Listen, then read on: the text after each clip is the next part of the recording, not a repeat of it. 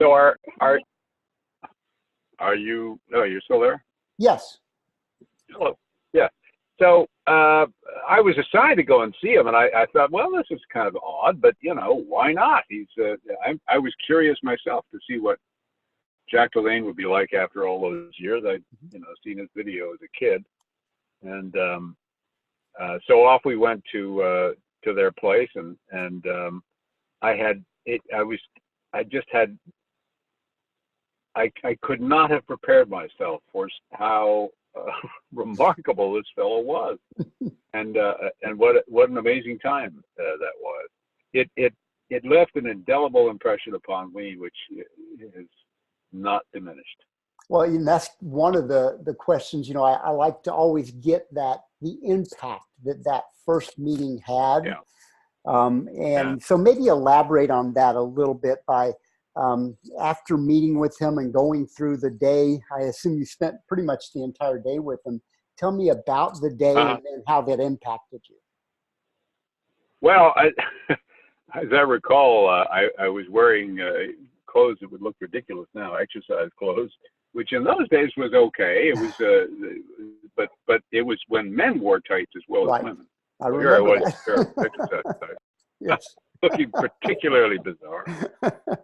But he led me through the paces of this machinery he had in his gym, and described to me how he'd invented this stuff, and told me the story of how it came to be and what happened to it. And I mean, that history of Jack's enterprises and those he was able to keep control of and those he wasn't was frankly as interesting as anything else. But but what was so engaging about the man and about that day was, though his own abilities were phenomenal for a man of that age, I mean, really phenomenal. The V-shaped man, he could do anything. But was his incredible enthusiasm for having a student around to show what was possible, to instill enthusiasm into, if I can use poor grammar. But I recall in my story, I said he was like an evangelist, like a preacher. This stuff was he was so enthusiastic about his message, and a lot of people are like that with their messages, but Jack had a special ability to just kind of lift it and make you feel inspired by spending time with him. So that was the essence of that first day. I remember getting swatted on the stomach a few times and having some trouble doing the pull-ups that he was trying to make me do, but he wasn't so concerned about that. The other thing that was an eye-opener for me was that he, this wasn't just about, becoming a bodybuilder or some kind of unattainable exercise regime.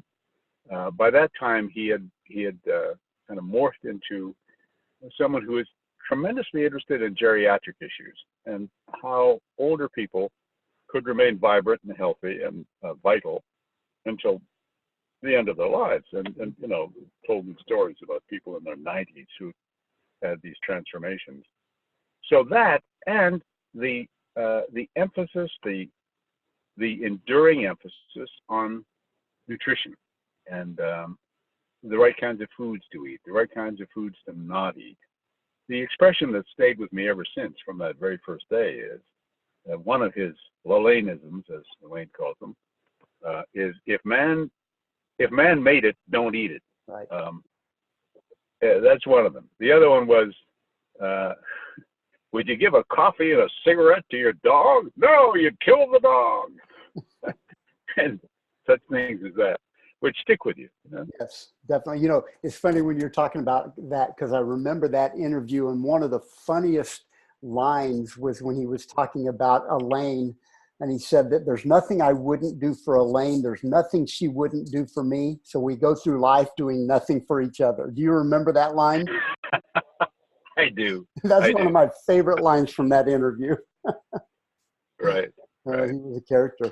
Well, do you have any other, like that first meeting, that was wonderful. Tell me if you have any other memories, stories of Jack, outside of even the interview, but just in other stories that you may have heard about Jack that you remember.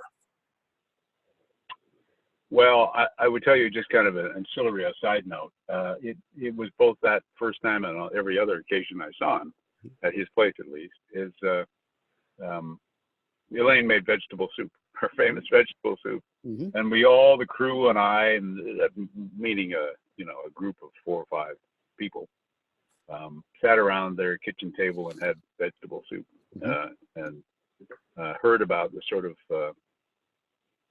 food that both of them felt was important to eat, and that was really very sweet. And I I found out how she made it, and I've been making it that way ever since. Oh, that's great.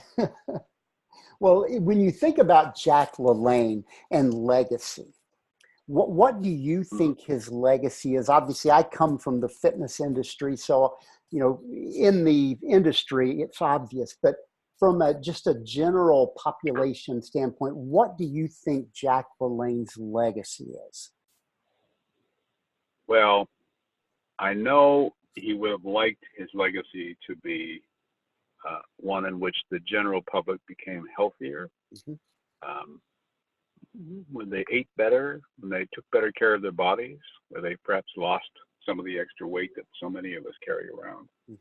He would love it to have been that way, and I know it was an enduring sadness for him that in spite of his enthusiastic lessons, our nutrition has only gotten worse and worse and worse. Because of whatever reason, the corporate need to make money or whatever it was, it has not been good for people. And that made him very unhappy. But his legacy, I think, is the recognition that anybody, a 95-year-old, a 75-pound overweight, middle-aged woman, anyone, can be healthy and happier and more engaged with life by following some of these precepts that he cared about so much. Yeah, it's interesting you bring that up. That's the legacy which I believe he has left, certainly with anybody who crossed paths with him.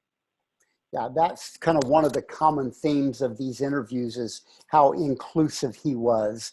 And I'm not sure a lot of people realize that he was the first person to introduce weight training to women, to the disabled, to athletes. I mean, he was so inclusive, and it wasn't just about bodybuilding, but it was spreading the gospel of fitness to everyone. So I'm glad you brought that up.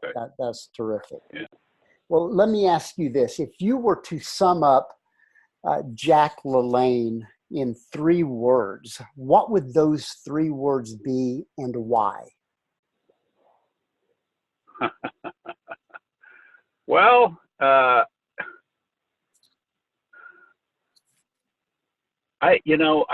struggled to find just 3. Oh, hey, give me 5. Give me as many as you need. Yes. Absolute determination is one.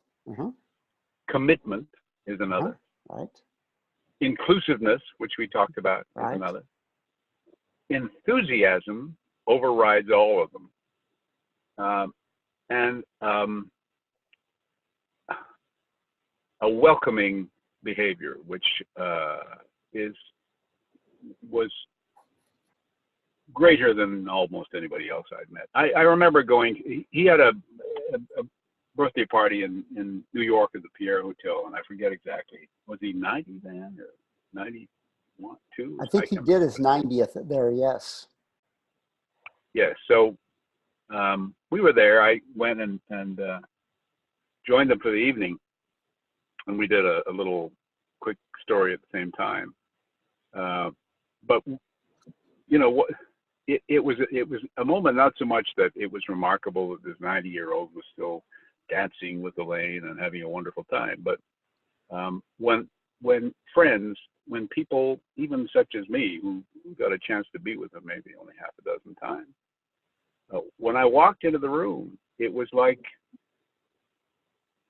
it was like my very best friend in the world was there to greet me, and he did that way. It was always that way.